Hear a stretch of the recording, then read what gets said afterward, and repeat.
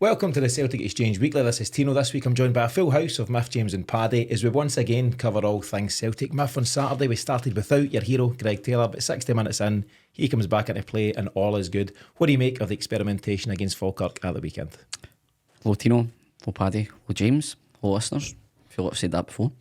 What do I make of it? Well, the experimentation, I think a lot of people were putting the first half performance down to the fact there was a lot of experimentation and a lot of change in the team, none more so than the back four of course, but I think it's something we've all been kind of crying out for because there's been new players brought in. We want to see them, and what better chance, lower league opposition at home in the cup. It kind of screams out a game to try it. So yeah, I didn't really have a problem with it, and I think being able to make the changes that we did shows the quality that we have in reserve. The fact that guys like Kuhn and Taylor can come on and change the game so quickly. I just think, somebody like Vai, or Bai, how are we pronouncing it? Bai comes in, very well touted. He'll take a wee while to get used to the system. But then when Taylor comes on and is so level-headed and calm, it shows you how good he is defending but also in possession as well. And I just think he's such a vital cog in the team. Yeah, very much so. James Miff mentions Nicholas Khun. He comes in for a 30-minute cameo, 2 goals, 2 assists. Man of the match award on the day. What do you think of what he's bringing in a Celtic shirt just now? He's the form guy, and there's form all around him, but he is head and shoulders above. Bear in mind that this time last year we had Idah in his place, and I was a big fan of Idah, particularly just for his numbers. But there's Kuhn just taking his numbers on and overtaking them. I think he's been phenomenal. So there was a gap there. He's filled it in then some, particularly given some players could have wilted under that kind of shaky start he got off to because of his injuries, because he'd lost a lot of weight and stuff, and he just rode through it, got his pre-season under his belt, and he's come out firing. You going to say something on the Idah comment? Just aesthetically, Kuhn appears a much better footballer than Idah. He just is. Idah just produced, whereas now what we're starting to see, now that Kuhn's had that bit of time, and conditioning wise he seems to have really filled out as well. We're actually seeing he's get the chance to actually produce those numbers whilst also having a bit more product about him in general play, whereas with Idah sometimes it could break down quite a lot. Ibada's stats, they don't lie. He's got really impressive numbers, or had really impressive numbers in a Celtic shirt, but every time the ball goes out to Nicholas Khun, you're anticipating something happening, and at this moment in time, more often than not, Paddy, he is making things happen, and he's finished for the first of his 2 goals was class. Yeah, I think you nailed it. Cadettiness. Cadettiness, I love that. I think he's been super impressive this season. I think last season we seen glimpses of what he could bring to the table, and I thought it was very, very good from Celtic to come out and say, do you know what, this is the things he's been dealing with at the moment. I actually think it took a bit of pressure off him, but he played a big part in the final games of the season last year, I thought, as well, and we started to see him come into a bit of form, and I think you can see that he spent a bit of time with James Forrest, I think, in terms of ball retention, being more clinical with the drive as well. I just think that last season the ball looked like a hot tatty next to him. He wasn't super confident in controlling it. Now he's running at players and he knows exactly where he's going. He knows exactly where the player's going as well. And I just think he's exciting to watch. I really think he's only going to get better. I think Nicholas Khun's waited on a team to love him. And for him to really deliver for that team, I think we're starting to see that now. I would say you can see why he's had the big moves, because he has all the elements to be a top class player. It's just he's needed that team that's going to give him the exposure to first team football on a consistent basis and nurture him. But just like you say about that decision making part, the way that he wins that ball and feeds it directly into Idah yesterday is that of a player who's just at the top of his game. He just absolutely no messing about, won the ball, head up, bang, pass straight in. Some guys just seem to find clubs that are a good fit for them, and I think it was someone today or yesterday were tweeting that seems to be the case with Kuhn. It was certainly the case for Jota at Celtic, and long may that continue. Paddy, Kuhn's obviously very important to a lot of the goals Celtic are scoring just now. He was responsible one way or another for 4 of them yesterday. But the 5 goals we scored against Falkirk, they weren't even the first time we'd scored 5 this week. We of course scored 5 against Slovan on Wednesday. What did you make of that one? An incredible game. Still thinking about it. I think the majority of the players were still thinking about it for the first half of that game yesterday. It was an incredible performance, and just gives us the confidence going into the Champions League games that we can compete, we should be at this level. And I think every fan is respecting the game we've got next week against Borussia Dortmund, but I think we're right excited about it and see how we go toe to toe with Europe's best. Interestingly, they were on the wrong side of a 5-goal scoreline as well. Stuttgart beat them 5-1. Aye, and it wasn't really a weak team they had out yesterday. I know Stuttgart finished second last season. I think they've been playing some brilliant football. So they're no mugs, but I have to say, like, it still gives you a wee bit of a confidence boost going into next Tuesday. Certainly doesn't do any harm. Stuttgart were very good against Real Madrid. They were. Yeah, was that one each going into the last 10 minutes or so? I think so, aye. Yeah, so they can't be bad. What you might have seen, lads, over the last, 24 hours or so is what I think are some ridiculous comments writing off Alex Bailly and Austin Trusty. They weren't great, yesterday. There's no getting away from that. But we know from experience, surely we know from experience now, that some guys need a bit of time to find their feet, new country, new move, everything that goes with it. What do you make of those, what I think are pretty harsh early judgments, Paddy? Yeah, I would agree. I think it's very early days. As Celtic fans, I've been guilty of it in the past as well. We write a player off after watching them for 20 minutes. Take it back to 25 years ago when we were watching Henrik Larsson. I think that was an incredible debut he had when everyone was saying, who's this guy? So I'm not saying these players are going to reach the same heights, but we kind of just judge it after what, an hour. You can't do that, man. I think for me, there were so many different changes in the team yesterday. Players that haven't been playing for a while. I think Stephen Welsh has not kicked the ball all season, and he comes. Anthony Nelson getting a start as well. The whole system that we play is out of sync, and you even seen it with the performances of McGregor and Rio Hatate yesterday as well. That synchronicity is gone. So you have to try and find a way to get used to that, and that's what these players are on the park to do. Ultimately, it's an operation that Rodgers has come out and said, yeah, I made too many changes, but I still think that'll benefit those players. I still think being involved in that game yesterday, they now know, right, this is what I need to work up to, this is what I need to work on the training part with the rest of my teammates. I think overall it was a really valuable exercise for Brendan Rodgers, and he'll have found out a lot about various different players. You're right, Paddy, to mention Rio Hatate and Callum McGregor. James, if someone was watching Celtic for the first time yesterday, maybe a Dortmund fan, for example, they might have looked at McGregor and Hatate and thought, these guys are no great shakes. So on that example alone, it's very unfair to judge Trusty for his, he played the full game, and Bailly for the 60 minutes or so he played. And also, in at the bargain, that's the first game Bailly's played in around about 6-7 weeks. He's not kicked a ball since a pre-season friendly for Barca against AC Milan on the 7th of August. Yeah, I mean, just way too early for all that stuff. I think there was just a drop off in energy from Celtic. Maybe there was a wee bit of a hangover across the board from Wednesday night. That can sometimes happen, not that it should. But I think the biggest thing was the number of changes. If you really want to judge by, then play him in between Scales and Idah, not in between a new centre half and a new winger, because that's there's too many variables changing in there. So you couldn't make that call. And Trusty the very same, play him in between Taylor and CCV, and you've got a chance to see how he fits as a straight Scales replacement. And Rodgers and the guys in the background, they all know this. They're just looking to see exactly what core attributes these players have got, and they'll find that out, and they know what they need to work on. So it's not, Brendan Rodgers is a coach in the truest sense of it. So he's like, well, that's what I need to work on with that particular player as a coach. Here's what I'm going to coach him in. There's some players have turned up in debuts over the years, and you go, all right, we've made a mistake there in the signing. This is nothing like that. I mean, Bailly for he's getting slated in, well, the internet, whatever that is. He's still got a cracking assist on his board, So yeah, there's stuff to come from there. And Trusty, should settle in. Miff, are you anti-Bailly, given that he's vying for Greg Taylor's shot? No, I'm pro-Bailly.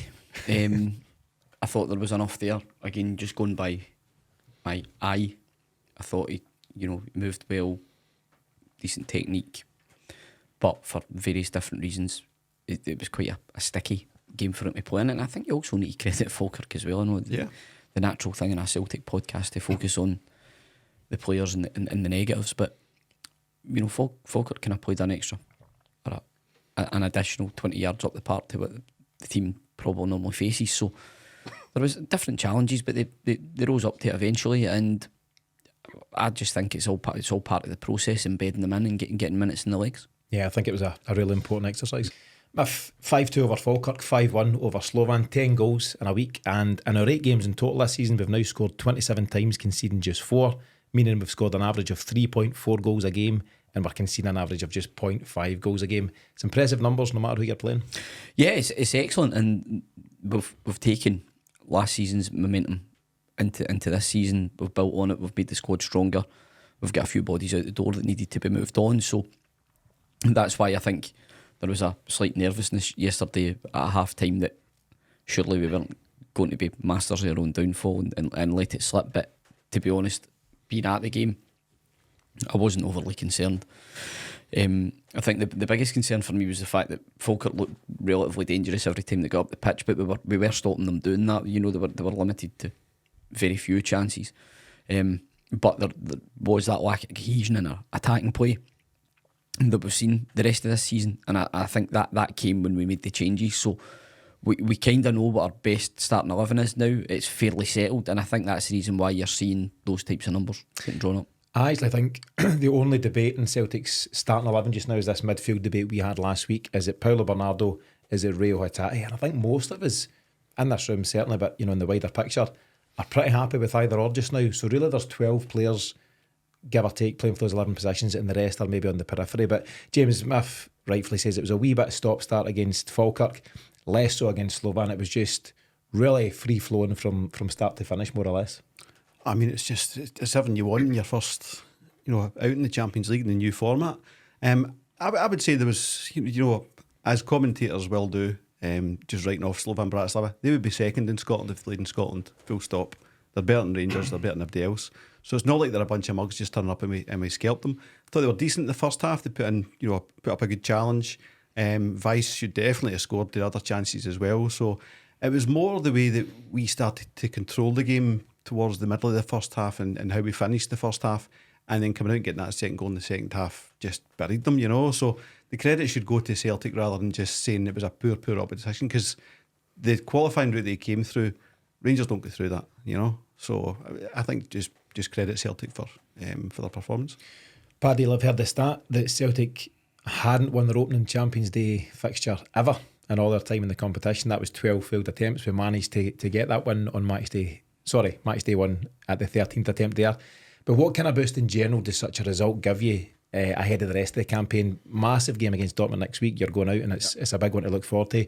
What kind of boost will the players take from the 5-1 win? Yeah, it's small little victories for them. I think, getting rid of those little hoodoos, and I think Brendan Rodgers mentioned it after the game about, that's 2 wins in a row at Celtic Park in the Champions League now after the Feyenoord game at the end of last season. It's building that place into a fortress again. I think it's a big thing for Celtic fans, especially after the O'Neill years. It was a scary place to come for any team.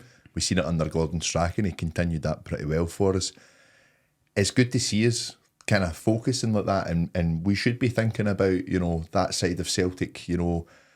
I've said this before about having that swagger. Now, as I say, you have to be realistic in this tournament. Money has definitely come into it a lot more for a lot of teams. They've got a lot more players at their disposal that are better than what we have in our starting 11. But 11v11 on its day, anything can happen at points. And I think that's where Celtic really need to start believing in themselves a bit more. I think we've seen it in the group stage over the last couple of seasons. The first year, we speak about a great first half against Real Madrid, and if Callum McGregor doesn't hit the post, what could have been? At the end of the day, we get beat 3-0, and then we get a bit of a trouncing over in Madrid as well. I know that happened last year with Atletico. We had the red card as a big factor in that game. But as Celtic fans, I've seen a lot of people saying, we need to calm down, we need to keep our feet on the ground, but I'm getting carried away. I am dreaming. I'm thinking of what this team can do, and really, really excited about the signing of this guy, Arne Engels, and what he's bringing to the party. And, the 4 days that are going out next week to Dortmund, we've been many trips with Celtic over the years, and we're going here and we're actually saying, hey, you know what, why not? Why not just give it a go, especially off the back of a result like that for Borussia Dortmund. I think they play on Friday night. Be interested to see how they go on there as well, and just go into it with a bit of confidence, because I tell you what, 5-1 victory in Champions League, regardless of who you're playing, is an incredible result. And I really, really think that those players will be feeling ready for this game next Tuesday. I think they'll be itching for it, to be honest. There's a lot of excitement around this campaign, and why not? Paddy's used the term about getting carried away there, and I'll repeat myself, but some folks in the comments were telling us not to get carried away before Slovan and not to get carried away after signing Arne Engels.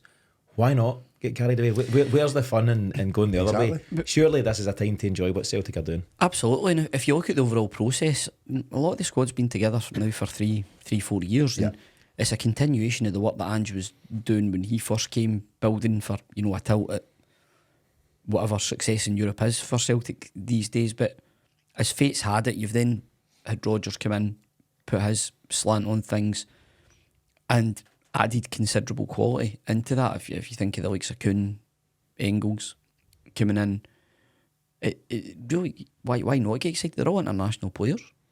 Alistair Johnson, I think with the exception of Paulo and Kuhn, everyone else would be playing for their national team or certainly been involved in squads, so they're all deemed good enough to be in their country squads for internationals, and they're playing on the biggest stage of them all. Why should we not dream that we can do something in it? I don't see anything wrong with that. That's exactly what football's about. 100%. James, we've discussed Paddy's out there for Dortmund 1st October. We've then got Atalanta 23rd of October and Leipzig on the 5th of November. And I don't think there's any doubt that those three, certainly on paper, will be our toughest fixtures. But Celtic are, at this moment in time, we're 8 wins from 8. I think Paddy used the word playing with a swagger, and I think that's exactly what it is. And Celtic need to go into these games with a bit of confidence. You can't go into them thinking, well, we might get beat, but we'll see what happens. I think you need to go in there aiming high, and I think with Brendan Rodgers at the helm and the players that we've now got, there's more of a balance about this Celtic side, and I think they should have a quiet confidence about them ahead of these games. Absolutely. I think it might be the two of you boys in the post-match talking about, Ange had said, once you've been in this tournament for a few years, not that it starts to get easier, but you just understand it better. The Club Bruges type example. Exactly. Club Bruges, they're never far away. Usually, funny enough, we've got them. So take that into consideration and take confidence from that you're saying these players have been together 3-4 years as a bit of a core, but within that 3-4 years, they've picked up a lot of European experience. I think what you've got now as well is, there's no denying we all loved the football under Ange, but it was a wee bit cavalier at times. It just was. I think Rodgers just is a wee bit more mature, and he keeps an eye on the back door a bit more than Ange did. So I think particularly going out to Dortmund, we'll see that in practice, where it will be, yes, we'll be looking to attack at every possible chance and we'll be looking to break, but we'll be keeping things tight at the back as well. And that's where you can start to look at those 3 games and saying, well, is 6 points unrealistic from a possible 9 there? I don't think so. It's a challenge, but I think it's an achievable challenge. Paddy, the new format's thrown up some interesting games and scorelines already.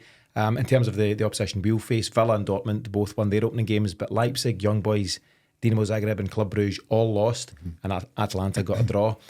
And I think the format, the general response to it from match day one is that it's geared towards the lesser lights. Let's say Celtic are in that bracket at the moment, having a genuine chance of progression, and that's what makes it so exciting. It really does, and I think you're saying about 6 points for this next phase, James. I think for me, I would be happy if we get anywhere near 3, and the reason I'm thinking that is you've then kind of got to look at the games against Young Boys, against Club Bruges, that'll be a difficult one. I think that'll be a hard game, but Zagreb, they've taken a doing. Yeah. Mentally, that's a tough one. 9-2 by 9-2, and I think even over there, if we play to our strengths, on paper, we've got a better team than them. I don't care what anyone says, and I would say the same about Young Boys as well.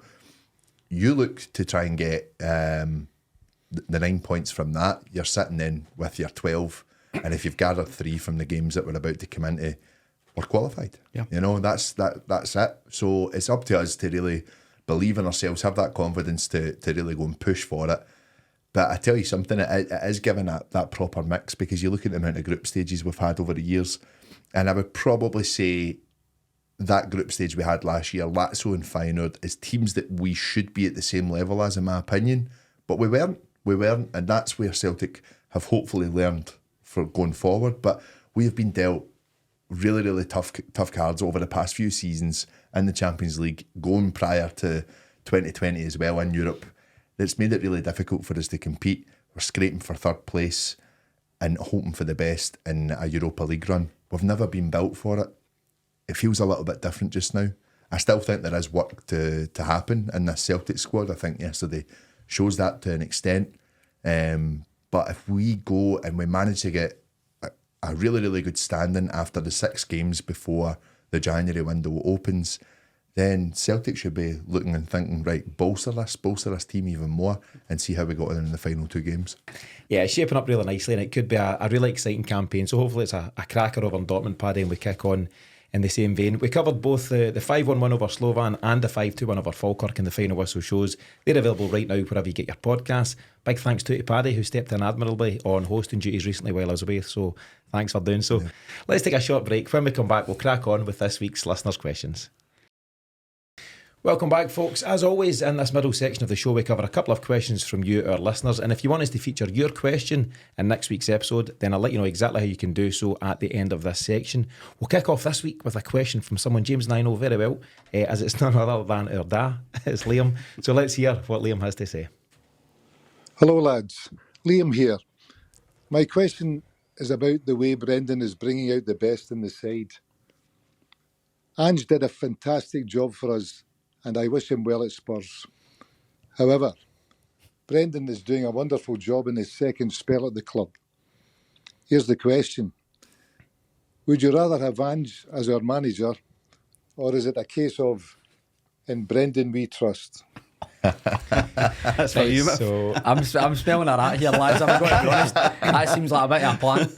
I've actually clipped off the wee bit at the end where he asked us to bring in a pint of milk after the show. As you some heard, man, Mr. C, some man. In short, peak Brendan or peak Ange? Oh, geez, peace, man. I can't believe it. Listen, I'll put it this way. Now, bear in mind that there are very few bigger fans of Brendan Rodgers first time round than me. So I'll say that. I think the difference with Ange is more about him as the sort of figurehead he was at the time when he took over. When we needed it. At that time. That's the difference. And then also the very significant business that we did early doors. You know, the likes of Idah coming in, James McCarthy, you know, Jota, Giacomakis, Kyogo, Starfield, Carter Vickers, Starfield. You know, that team then being built and managing to patch it all together and make it successful. We had a really horrendous injury run leading up to Christmas as well in the first season. Still managed to just gradually claw back some points on Rangers at that time. So that for that reason, Ange just for me was pretty special. Now Rodgers coming back, obviously had my issues with it, but I think your dad's spot on there, and what he's saying is that he's took his time. I heard that Joe Hart interview, BBC Sport. I was going to bring it up, which I thought was really, really insightful because it lets us as fans understand that probably was the reason for that really, really poor mid-season period. Was the time when Rodgers was saying, right, well, look, we've done it this way and I'm not too happy about it, but we need to do things that way. And it just gives you an insight as a fan as to what's going on behind the scenes. But more importantly was the players stuck with it. The players stuck with those methods. And that's what got us to where we ended up at the end of the season, because we really, really hit our straps at the point where it mattered the most. And I think to Rodgers' credit, he was a figurehead at that time. You know, he spoke out when he had to speak out, but he backed the players when he had to back the players. I'm a great believer in everything happens for a reason. You know, Rodgers was available again when we needed him. He's come back, and I think the fruits of last season's labour are now being fully seen this season, because I will say this: what you're watching is as good as anything under Ange.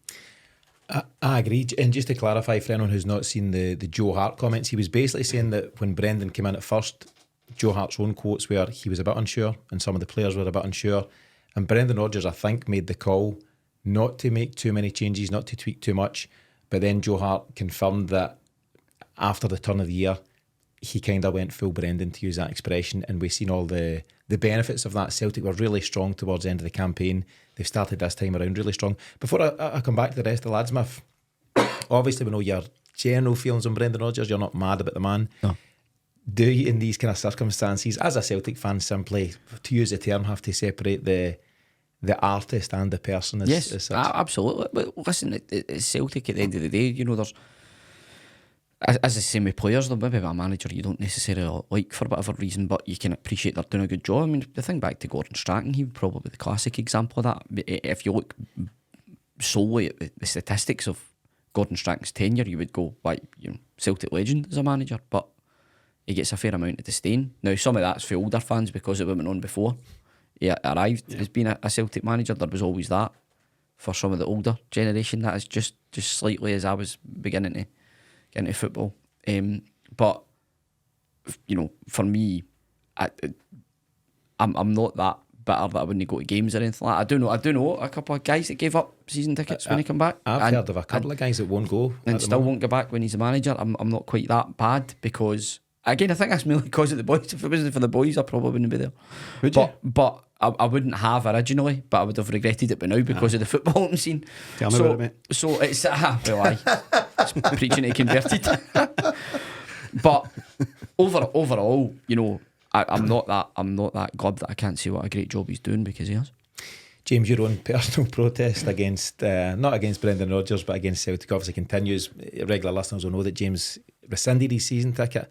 And so you're not going to games generally. Just for the record, I'm not up there every couple of days with a wee placard, protesting. Why not? It's a big placard. It's bigger. James, question to you. Very insightful question from Liam. Brendan Rodgers, certainly amongst other things, has a great reputation for developing players. Is this maybe where he has the edge over Ange, in terms of how he brings players along? I think you need to be fair in these things and take a broad view. What Ange picked up and what Brendan picked up are two completely different things, and that is maybe different managers for different challenges, horses for courses. Ange is a turnaround guy. From where we were after the COVID season to a really low ebb and a shanner of a squad, and he just turned it around like that. That is such a challenge. But then you've got Rodgers coming in and saying there's a good core of a squad. We're losing some big players, Starfelt, Moy and Jota, 3 core players of the squad. And he's got to try and, he wasn't getting the right backing from the board at that stage. It was a really messy transfer window. So he's got to work then with what he's got and coach saying to be better players. And if you, just to finish this last week, but if you look at particularly Matt O'Reilly and Idah in terms of where they were when Rodgers came in and where they are now, I mean, O'Reilly's gone as a £25 million player. And Daiza Maeda is playing the best football of his life, I think. Just when you mentioned Moy there, Moy would have probably been one player who would have absolutely excelled in the Rodgers team because of the nature of the way that he played. Quite regimented. I think he really would. Just when you mentioned his name there, because you often forget about him, but what an impact he had. I would say further back, but I don't know. I just think he's that sort of neat and tidy player that in a Rodgers system, he'd find in those wee pockets. I think he'd be really good at that. He'd maybe be a utility guy that he can come on anywhere, across the midfield. I love Moy. I thought he'd done a great job for us, but I don't think he's got the pace for a Brendan Rodgers team. Maybe. It's fast team. Life of Riley now. I seen him on a yacht singing songs Good last for week him, or something. Speaking of Riley, if you look at Matt O'Reilly, he was kind of falling out of favour with Ange a wee bit towards the end. He was kind of in and out of the team. There was a wee bit of that going on. Paddy, let me ask you kind of directly then, are you enjoying the football right now? These opening 8 games, in fact, including the pre-season, some of the stuff in the States were really impressive. Yep. Are you enjoying this more than at any time under Ange, or did you prefer Ange's swashbuckling, gung-ho approach to football? It's a difficult question, Liam. Thanks very much. I'm enjoying the structure of this team just now. I think last season it was very laboured in terms of, the injuries that we had. They were plenty in that team that were used to how Ange was playing. I still think there's elements of it now. I really do, especially the way Greg Taylor implements his game. With Ange, it was exciting. We were up and down. We were in a bit of a race in the first season. Second season, we just wiped the floor, and I was enjoying what I was watching, but I was always accepting of the fact that we would lose a goal here or there. I think we knew that, especially in Europe. Some really high scoring games. Leverkusen, I think away, I remember, and then obviously the games against Betis, home and away, we were going to get a bit of a doing at points. We did. Whereas this time round with Rodgers, I think he made a bold claim in terms of I want to do something with this team in Europe, and I think this is what every Celtic fan's been crying out for a long time. And I go back to the fact that Rangers reached the Europa League final as well. I think as a Celtic fan, we were all a little bit like, hang on a minute, why have we not got near this stage at all? And that's solely down to the planning of our club. That's solely down to the structure that's in place, and a reason why James did rescind that season ticket. So I think for me, this is the beginning of something really, really special. Whether it's going to be Brendan Rodgers that's going to be there all the time for that, to see what we can go on and hopefully try and create, I don't know. But a lot of fans are kind of talking next season having to qualify for Europe now as well. I think we'll wipe the floor with teams. I really, really do. I think this is the level that he wants us at, that we are going to be consistently qualifying for this tournament. And I don't think he wants it to be we'll wait until we've qualified before we sign X, Y and Z. I think that those players are going to be there. And the fact that, yes, we've got a team that's there, been roughly around about 3 years now, some of the players that have been involved, I think we'll see that happen a little bit more. I think some players will last a little bit longer at Celtic at the moment. If we win it this year, do we go straight into it next year? We do. There you go. Yeah, so that's something to look forward to. Sort it out, Brendan. Sort it. I think as well, just another kind of question surrounding both managers, and there's no straightforward or even right or wrong answer, James, but who signed the better players for Celtic? I'll give you kind of 3 headlines for Ange: Jota, Kyogo, Dyson, Idah. And at the moment under Rodgers, forget last summer, because that wasn't his window. You can write that off. Yeah. But under Rodgers now, Kuhn, Engels, who we're all buzzing about, Paulo, Bernardo, for example, maybe need a wee bit of time to fully tell. But what do you think of the calibre of players that each have signed? Just talking to the guys who've made it, because all managers will sign guys that don't quite make it, so let's just discount them and the ones that did make a big impact. I mean, it'd be impossible to look upon the players like Jota and Kyogo and Giacomakis and stuff with anything but, just sheer joy, and Juranovic, yeah. There's guys, I'm even forgetting here. CCV coming in and showing things up at the back from a defence that was just leaking goals. Joe Hart, so there's all that. And then, Rodgers has come in, and it's Kuhn. I think Engels is going to be one of the best players Celtic have had in years. Yeah. I just think he's got everything. The problem will be we're not going to have him for that long, and that's just the model. we did a joke in the group chat he'd be away for a September weekend. Steady on, lads. So they both signed great players, and that's like saying, who do you prefer, Kuhn or Kyogo? I'll take them both, please. Very nice. There was a bit of stuff going on around this time last year, Miff, maybe as we kind of headed towards the winter period, and it was, why did Rodgers come back? Did he come back for this? He wasn't being backed, or he hadn't been backed suitably in the transfer window. He didn't seem to be enjoying himself. We were playing turgid football. Fast forward to now, and it's all making perfect sense. The club have broken the transfer record for him. You could argue they've broken it twice, because it's going to end up being more for Adam Idah. And all of a sudden, they have fully backed him in a way that we all anticipated happening 12 months ago. We thought there was going to be a real push for Europe, because Brendan Rodgers himself said it on arrival, second time around, this is one of his targets. Didn't happen for different reasons, but now it does seem to be happening. He's been backed in terms of the players he's got. Certainly on first showing, we're going to make progress in Europe. And all of a sudden, everything's clearing up. So it's looking really positive. And I suppose in terms of the question, we can all be caught up with the recency bias effect. Just Rodgers is here now and it's going great. And that to an extent makes you... right now I've forgotten all about Matt O'Reilly, and he was sensational for Celtic, but it's because there's so many good things going on. And the same could maybe apply to Ange versus Brendan, the question. Yeah, I think that's fair. I think it's a very good question. And I'd seen a few tweets at the weekend just about Ange was the favourite to get sacked in the Premier League, and Rodgers was the favourite to replace him. So you'd love that. Could be. Oh, that'd be a shame. Could be a question we're maybe speaking about again. But no, I think Rodgers has won whichever internal struggle has been going on by the fact that Celtic have spent the cash that they've spent. Don't get me wrong, I think we left it a bit too late, personally. However, if that's a sign of what's to come, and that we're focusing solely on quality coming through the door, then I'm all for it. And it doesn't really matter who the manager is, as long as they're being backed, and that is our model moving forward, and that we are aspiring to be better in Europe and we're aspiring still to be dominant domestically, then that's got to be good enough for every Celtic fan, even those that gave up their season ticket. Has he maybe looked at the team last season and said, look, give me a year with them to an extent? Now, I know. And then he'll go to Spurs. No, and then I'll go. No, but what I mean is that he's signed, obviously, I don't think that's his players that came in last summer at all, any of them. 9 players in total. And we can say probably Bernardo's been the shining light. Yeah. For me anyway. Oh, what a player. Love him. But I think for me, as he maybe said, right, okay, that's fine for this season. Let me see what I can do with them. There's a good core network there already, albeit we lost Moy, we lost Jota.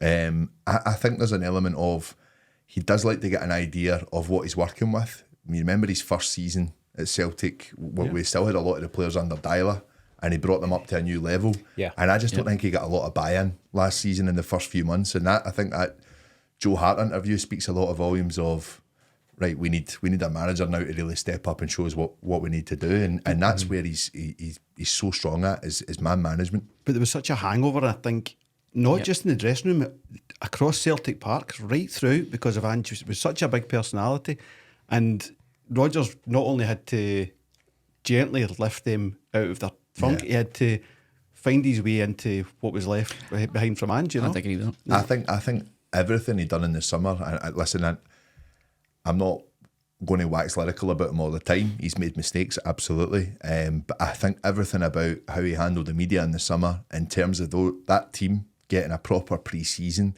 ideally he wanted players to be travelling over. I've not got them yet. We're going to focus on the system. We're going to focus on how we play football. Evident in every single pre-season friendly. The goals were going in quite happily. And then getting asked week in, week out, what's happening with transfers. Do you know what? People are dealing with that. I'll have my meetings when I have to have my meetings. My focus is on the team. A consistency that he kept there throughout the summer. No.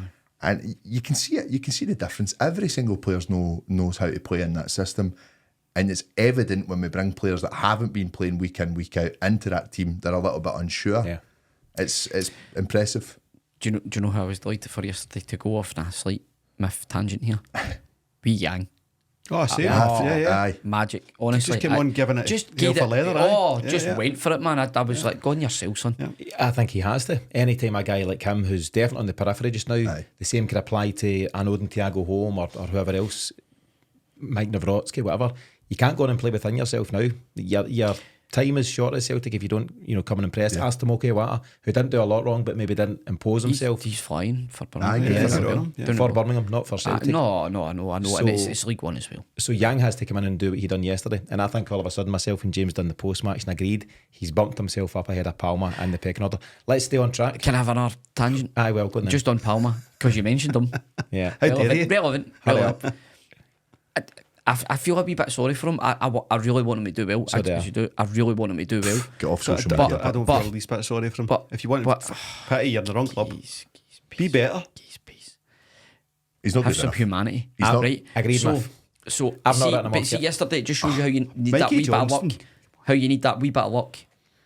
He plays a cracking through ball to Adam Idah, and he does first touch, takes him near enough to the corner flag, whereas if he addresses the ball properly, he's got a chance and he could score. And there's an assist. Palmer's getting an assist, everybody's fine, and then after that, just quite simply trying too hard. He had a few goals last season. He had a few assists last season. It's the consistency. It's I agree. It's the effort. It's not there. I agree. No, I think the effort's there. No, once again, you have taken us off track. Let's get back to it. Thanks, guys. Cheers. Just to draw a line under this one. First time caller. I think what we see with Ange and Brendan Rodgers, huge similarities between the two characters. In terms of how they carry themselves, how they play football.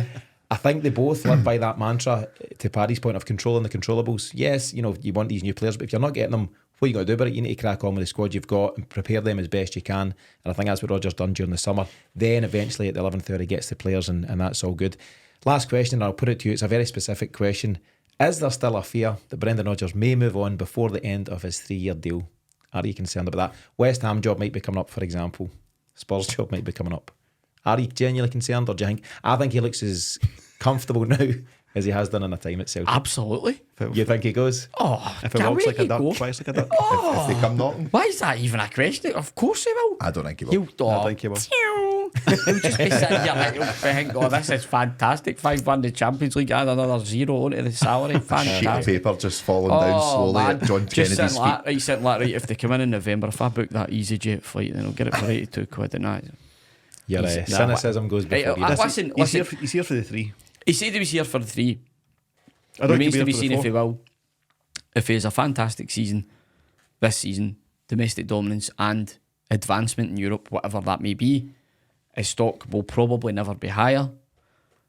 And then come the summer, I'd imagine there would be severe interest. He has shown, I think, where he wants to be long term. We'll be back in the Premier League to right a few wrongs. What he's showcasing up here is that if he gets backed, he can do the business. He's never really had that luxury down south. So all that remains to be seen. But do I think there's a danger of that? Absolutely. Fair enough. I think the three of us universally agree that we think he'll see out the 3 years. Paddy, your final point on this one? I don't think he'll go this season, but I could see him going at the end of the season. I could, like, before the 3. Aye. If United, for example, if Ten Hag doesn't last the pace, which he might not during the season, but say he goes to the end of this season, then I could see United looking at somebody like Brendan Rodgers. Again, just to stress my point though, I actually don't think Celtic have backed any manager in recent times as well as they've now backed Brendan Rodgers. I thought that was a real show of faith during the summer to break your record twice. And I just think, it came a wee bit late in the window than we'd all have liked. But I think Brendan Rodgers right now, today, will be sitting going, this is pretty good. I've got the boys playing the way I want them to. I'm getting the guys I want. The relationship between me and Michael Nicholson is good. The players are buying into it. We've made progress in Europe. This is where he wants to be at Celtic. And I actually do think it'll take a lot for him to move, Miff. Listen, to be honest, I hope you're right, because continuity is the key. The building blocks are in place, so that's what we need. As a club, we need that. We need a coach to stay, work with the players and continue the model that's been working so well for us. So, the longer he stays, great, because if the results are going to stay the same and the performances are going to stay the same, then everybody's going to be all for that. But by the same token, that then creates a problem, as everything seems to do for us, because the minute we become successful, who would have thought for 1 minute Ange would have went to Tottenham? Realistically, that's a fairly high level job. So now that that's happened, and Ange, in his first season at least, done relatively well on Tottenham terms, other teams maybe in the higher echelons might be looking up here for their next manager, and that's it. It creates that problem, but it's actually a good reflection on us as a club. Yeah, but I don't think Rodgers in his position is looking to snatch a top half Premiership job that comes along. I think he's more than happy if he takes us, progresses us in Europe this season and goes deep next season, if not this. I think that's he's saying to them, I was always this good. It just, for whatever reason, it didn't work out back into whatever. He'll be able to walk into most Premier League jobs after Celtic, and I think it'll be after the 3 years. The only reason I think there's any possibility of an extension of the 3 is if he goes deep next season and we're still building and building and building. He's thinking we can have a real go at it in a 4th season, then he might stay. But I think he'll be here for the 3 and gone. And I don't think we're going to get a firm conclusion, Ange, Brendan, whatever. I think it's a good question to be asking at this moment in time when everything's rosy in the garden, and we can still reflect on some good times under Ange. So thanks to Liam for the question. We'll see you up the road a bit later on. If you want us to cover your questions on next week's show, then it couldn't be easier. Just visit our website at thecelticexchange.com. Click the send voicemail button that you'll see on the bottom right corner of the page. Record your question and we could be featuring you in the show this time next week. Alternatively, if you prefer to go down a more traditional route, just email me, Tino at thecelticexchange.com. Okay, let's take another short break. When we come back, we'll do this week's Mystery Goal Scorer. Welcome back, folks. We'll begin this final section of the show, as always, with our Name the Goal Scorer feature. For anyone who doesn't know the rules, dead simple. We'll play a clip from a notable Celtic goal, but the goal scorer's name has been beeped out from the commentary. All you have to do is name the goal scorer in question. Before we kick on, let's reveal the answer by playing last week's clip in full. In a game they have to win to even have a chance of taking the title race further. Nakamura! His first Old Firm goal, and typically it's a beauty. Well, what a marvellous finish this is. Great first touch, he gets it out from his feet, and look at the bend and the dip on that one. So, the goal or the game in question, 16th of April 2008, Celtic 2, Rangers 1. Nakamura with that goal in the 20th minute. Rangers equalise, and then Venegar of Hesslink in the 93rd minute. one of my all-time favourites. Were you there? Yeah. absolutely. Absolutely phenomenal. Scott McDonald had missed a penalty at one each. That was for Carlos Coelho handballs in the line.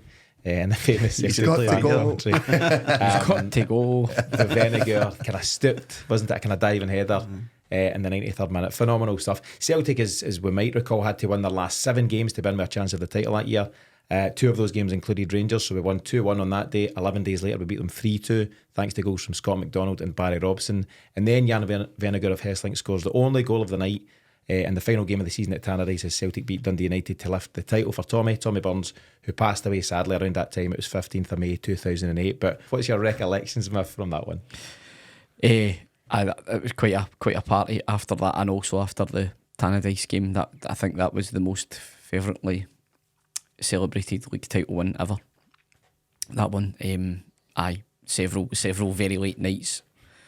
In fact, was the Tannadice game not a Thursday night? Which I was out to the Sunday. I was out to the Sunday. The helicopter was doing its thing, wasn't it? They were building up. Paddy, what's your own recollections? A very, very young man at that time. You would have been 19. Perfect. Just Just coming into your prime. Coming into just a brilliant night. Stadium was rocking. Especially I think they were a few lines into Rule Britannia as well, celebrating the draw, knowing that they would probably would have won the league. Big Beckenbauer with the ball in, big Gary Caldwell. I know one of his few. What a ball in, and then just the big man just threw himself at that winner. But see, the tone of the game set by Barry Robson that night on Christian Daly's one of the best. He'd never get away with it now, but just one of the best jump up for a headers ever. Just clatters them, and that for me set the tone for Celtic that night.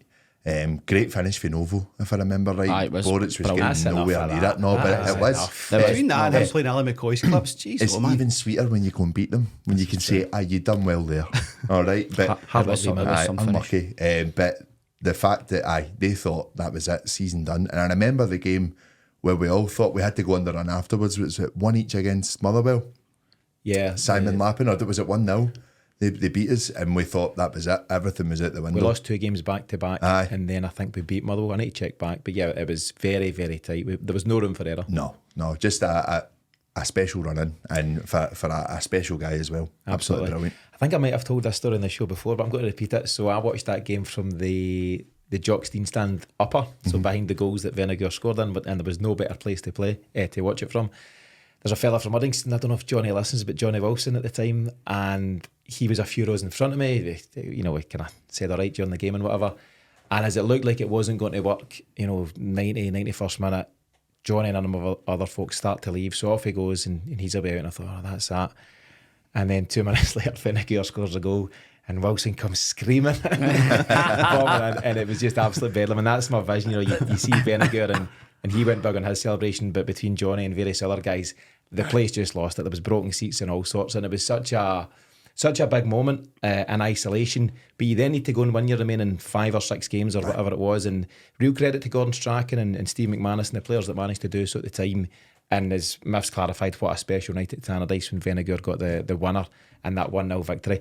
Do you know what I'm really enjoying about this section? It's less about you lads guessing the clips, which you've managed to do, generally speaking, so far.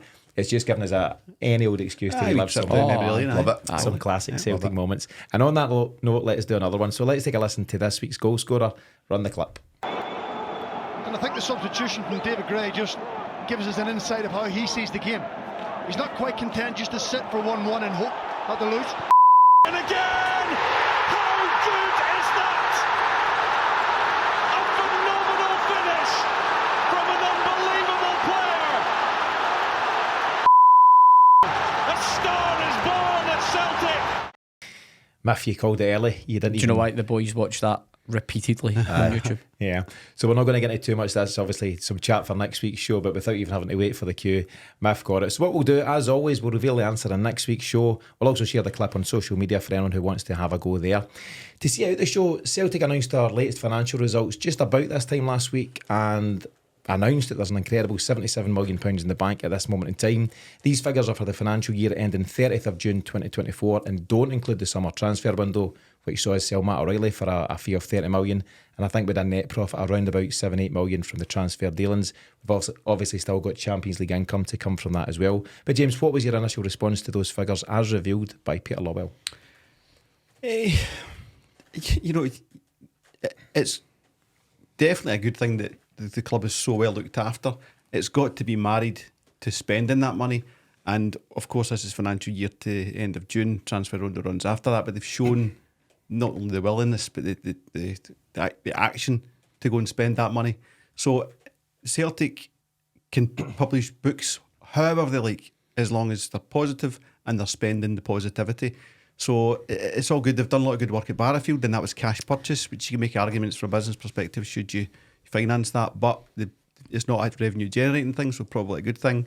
So that's there for the youth and for the women's team. So that's all within that as well, I believe. Mm-hmm. So as long as they're turning big profits, as long as they're spending it, fans will always back it. I'm interested to hear you say that was included in that, because what I did note was that revenue was up but operating profit was down. Well, that's a non-recurring, you know. Aye. So again, you look at that and you go, right, well, what's the circumstances for that? Because you're obviously bringing. But it's a capital investment as well. So it's not just disappearing, you know. Exactly, because it's got to sit in the balance sheet. Yeah. So just to give the headlines on that, absolutely. So annual revenue was 124 million, leading to a profit of 17.8 million. I think last year it was something like 40. So your profits are down notably, but it's because you're making big expenditure on Barrowfield, Lennoxtown, and various improvements at Celtic Park. Thanks for that, Tino. And next week on the Business Podcast, we'll be. But you're also not just setting fire to corporation tax money. You know that 40 million is hit with 25% corporation tax. So why you not spend it on something that's good for you? Which is what they've done. That's exactly what they've done. They've made improvements. Peter Lawwell also revealed that player expenditure was 68 million over the last 3 financial years. You add in the recent summer window spend of around about 30 million. That's almost £100 million spent in the last few years.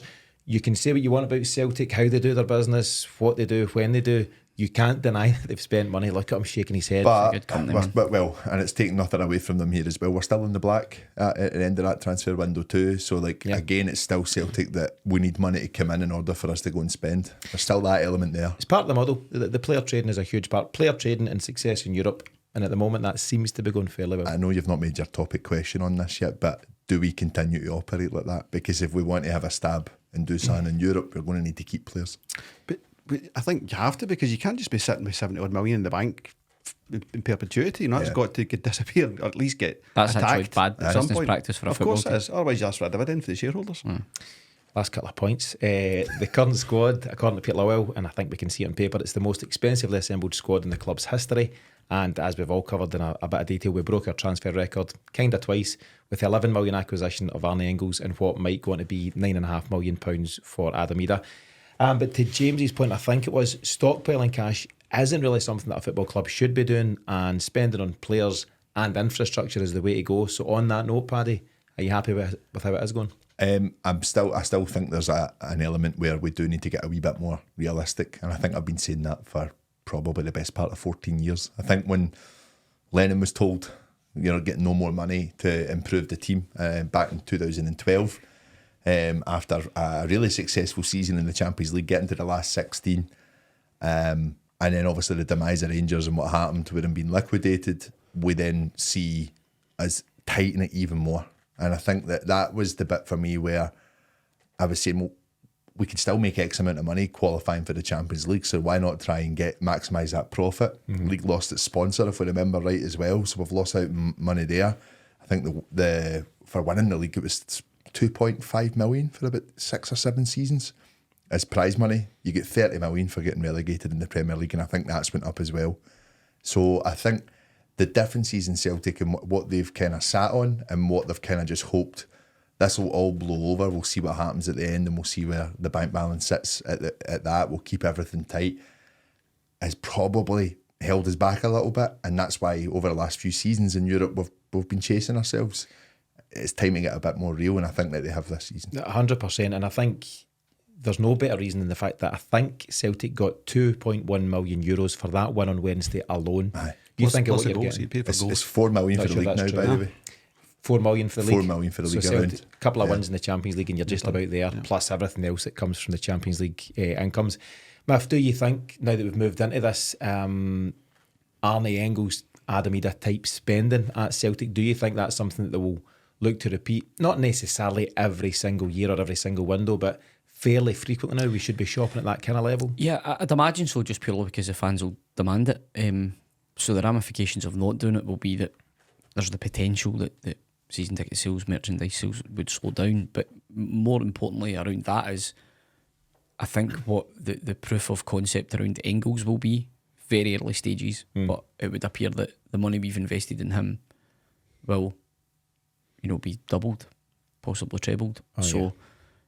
I think that if you go with that, if you scout correctly, you bring in the right type of players and you catch them early enough so you can get them in, you can develop them for a few years, then that's the model that we have to follow. So if we've been able to do it successfully with £4, £5, £6 million players, and we can transfer that into doing it with £11 and £12 million players, then the money up for grabs is obviously considerably more. Yeah, you might have seen the clip where Arne Engels himself was asked, when did Celtic first show an interest in you, or when were you first aware? He said it was 6 weeks before the end of the window. So a lot of folk for different reasons have been reluctant to give Celtic any sort of credit, and that's fine if that's where you're at. That's all good. But it was like, right, we signed the players, but it was too late, and it was this and it was that. Celtic have tried to make the move for Arne Engels, but you cannot do a thing if Augsburg or the player himself say, I'm going to wait till the last week of the window, I need to see what my options are, or the club might say, well, we're not selling. But the fact that Celtic have identified what looks to be a seriously talented player and made their move at that stage, I think it's encouraging that some things are maybe better than we know. We can't see, we'll never know the inner workings of the recruitment team, and at the moment we're still with it ahead of recruitment, by the way, so there's that to be said for it. But I just think there's positive signs that we're going generally in the right direction. We're spending big on players, we're spending big on infrastructure around the building, and overall I think we're in a pretty decent place now. Your big move, not taking on your season ticket again, was due to frustrations over how we do things. Do you think overall we're starting to make those improvements, or is there still a way to go? No, I was very clear that it wasn't about us getting a transfer window right. It was about the structure. And that does point to why did we only have one Engels on the board? Because then you can't negotiate as hard as maybe you would like to. If Engels is saying, I'm going to wait till the last week of the transfer window, okay, well, our offer's there till Friday. It's a yes or a no, and if it's no, all the best, we'll maybe catch you at the end, but we're going to move on to other options. That comes from having the structure right and the personnel right. So all the more important, as we're talking earlier on about Rodgers maybe being here for another season and a half or so, or just under 2 seasons. Rodgers wanted the structure from 2017. Ange wanted it when he was here. Rodgers needs it now. So, and that's not to say they haven't performed. They absolutely have performed, and Rodgers was at pains to point out that it was a recruitment team source, Engels. It wasn't an agent, it wasn't a connection, it was recruitment team found that player, got his situation, and negotiated the win. So, just sheer congratulations to them. But that's got to be repeatable. It can't be the exception. Yeah. And I think the numbers stay around about the 9 to 12 million. I don't think we start going 15 to 20. I think we do belong in the 9 to 12 bracket rather than the 3 to 5. So, but yeah, change the structure, get that right, and you can start to enjoy this every season. You might join that waiting list queue. Already on it, mate. See what happens. Paddy, any kind of final thoughts on that side of the club before we move on? I would ask the question, do you think, obviously we don't know the ins and outs, but you're saying about if we maybe went to Augsburg and they've said not just now, we're going to hold out, or if Celtic said not just now, we need to wait until we sell Matt Riley. I generally think there's an element of that, and this is where we're going back to this, why are we sitting on the money we've got? I don't know if that's been the case, but everything started to kind of tick over when O'Reilly left. Maybe, and as you say, we don't really know, but I think also things just start to gather pace generally in the market on those final few days. All the pieces of the puzzle fall into place for various clubs, and I think we're just part of that. That would be my take on it, but healthy cynicism is always good. Thanks. Some last items before we start to wrap up the show. Don't have time to cover them if I'm sure you'd like to dwell on it, but Stephen A. Smith sacked by Hearts. What is quite interesting and exciting though is that Tony Bloom looks set to invest 10 million there. For those who don't know Tony Bloom, he's the owner, major shareholder at Brighton. Very forward thinking kind of guy, very Moneyball type approach to football, very data driven approach to football. And the headlines I read today that Hearts are going to use that analytical type approach to find Naismith's successor, and I think that in itself would be really healthy, rather than saying we'll just go for another guy that used to play with Hearts. Or Craig Ovina's available. For example, you wouldn't be completely surprised if they went for that. So that could be interesting. So let's see. The other thing, don't have too much time to cover it just now, or any time at all, is that I spoke to Rudy Vata during the middle of last week. His book came out quite recently, and I've got to be honest with you, I wasn't too sure about how interesting Rudy Vata's Celtic book would be. And it's actually not really a Celtic book at all, or even a football story. It's a refugee story. It's very inspiring, and he's a very interesting guy. Very philosophical about life. We cover various things. His refugee story and how he escaped Albania is fascinating. So we're going to bring that episode out on Wednesday, and it's one that I think most folks will enjoy tuning into. As we start to wrap things up, I'll come to you lads for your final comments. I'll start with you, James. Yeah, I mean, it's all going rather well. So we've got a Saturday evening kick-off, always a fan's favourite. I think we're at christening from about 10 o'clock on Saturday morning, so whatever condition we'll be in for that will be interesting. And then we're into the big stuff next week, so bring it on.